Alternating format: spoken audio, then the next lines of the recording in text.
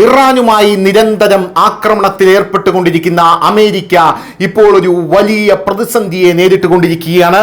അമേരിക്കയിൽ മണിക്കൂറിൽ 100 കിലോമീറ്റർ വേഗതയിൽ വീശുന്ന കൊടുങ്കാറ്റ് ഇപ്പോൾ അടിച്ചിരിക്കുകയാണ് എന്ന റിപ്പോർട്ടാണ് ഇപ്പോൾ പുറത്തു വരുന്നത്. 5 ദശലക്ഷത്തിലധികം ആൾക്കാരെയാണ് ഈ കൊടുങ്കാറ്റ് ബാധിച്ചിരിക്കുന്നത്. ഇതിൽ മരണസംഖ്യ ഉയർന്നുകൊണ്ടിരിക്കുകയാണ് എന്നുള്ള റിപ്പോർട്ടാണ് ഇപ്പോൾ നമുക്ക് ലഭിക്കുന്നത്. പ്രസിഡന്റ് ട്രംപിന്റെ രൂപത്തിൽ അമേരിക്കക്കാരെ ബാധിച്ച കൊടുങ്കാറ്റ് പോരാഞ്ഞതുപോലെ പ്രകൃതിയും ഒരു ചുഴലിക്കാറ്റിന്റെ രൂപത്തിൽ അവർക്ക് മറ്റൊരു പ്രഹരം നൽകുന്നു എന്നാണ് ഇതിനെ പാശ്ചാത്യ മാധ്യമങ്ങളെല്ലാം റിപ്പോർട്ട് ചെയ്യുന്നത്. അമേരിക്കക്കാരുടെ സ്ഥിതി വളരെ മോശമാണെന്ന് ഇത് കാണിക്കുന്നു. അമേരിക്കയിലെ തെക്കൻ മിഷിഗണിൽ ആഞ്ഞടിച്ച കൊടുങ്കാറ്റിൽ 6 പേർ മരിച്ചു, 12 പേർക്ക് പരിക്കേറ്റു. കുറഞ്ഞത് 5 ദശലക്ഷം ആളുകളെ ഇത് ബാധിക്കും. ഇത് 5 ദശലക്ഷം ആളുകളെ ഒഴിപ്പിക്കുന്ന പ്രക്രിയയിലേക്ക് പോലും പോകേണ്ടി വരുമെന്നുള്ള റിപ്പോർട്ടുകളാണ് ഇപ്പോൾ ലഭിക്കുന്നത്. അതേസമയം മരണസംഖ്യ ഇനിയും ഉയരാനുള്ള സാധ്യതയുണ്ട്. അമേരിക്ക ഇറാനിൽ ബോംബാക്രമണം നടത്തുമ്പോൾ പ്രകൃതിയും അതിൻ്റെതായ രീതിയിൽ അമേരിക്കയിൽ ഒരു കൊടുങ്കാറ്റ് സൃഷ്ടിക്കുകയാണ്. അതിനോട് പ്രതികരിക്കുന്നത് പോലെ എന്നാണ് പാശ്ചാത്യ മാധ്യമങ്ങൾ റിപ്പോർട്ട് ചെയ്യുന്നത്. അമേരിക്കയിലെ തണുത്തുറഞ്ഞ യൂണിയൻ തടാകത്തിൽ രൂപം കൊണ്ട കൊടുങ്കാറ്റ് പിന്നീട് ആഞ്ഞടിക്കുകയായിരുന്നു.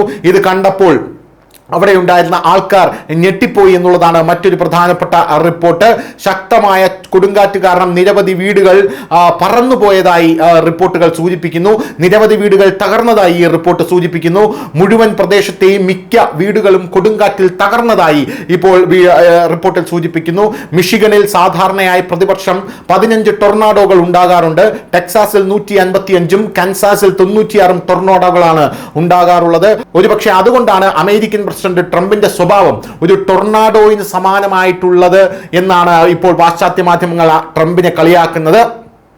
കൊടുങ്കാറ്റിന്റെ അടിയന്തര സാഹചര്യങ്ങൾ നേരിടാൻ മിഷിഗൺ ഗവർണർ വെള്ളിയാഴ്ച സ്റ്റേറ്റ് എമർജൻസി ഓപ്പറേഷൻ സെന്റർ സജീവമാക്കി. അനൌദ്യോഗിക റിപ്പോർട്ടുകൾ പ്രകാരം മണിക്കൂറിൽ 100 കിലോമീറ്റർ വേഗതയിൽ കൊടുങ്കാറ്റ് വീശുന്നുണ്ടെന്ന് ദൃക്സാക്ഷികൾ പറയുന്നു. കൊടുങ്കാറ്റിൽ വൈദ്യുതി തൂണുകൾ കടപുഴകി വീണതിനാൽ വലിയൊരു വിഭാഗം ആളുകൾക്ക് വൈദ്യുതി മുടങ്ങി. കൂടാതെ കൊടുങ്കാറ്റ് കാരണം 50 കിലോമീറ്റർ റോഡുകൾ തകർന്നു. കാൻസാസ് സിറ്റി, മിസോറി, ടൊപ്പേക്ക എന്നിവയുൾപ്പെടെ നിരവധി പ്രദേശങ്ങളിൽ കൊടുങ്കാറ്റ് ശക്തമായ കാലാവസ്ഥയ്ക്കുള്ള സാധ്യത വർദ്ധിപ്പിച്ചിരിക്കുന്നു എന്നുള്ള റിപ്പോർട്ടുകളും ഇപ്പോൾ പുറത്തുവരികയാണ്. News desk news India Malayalam.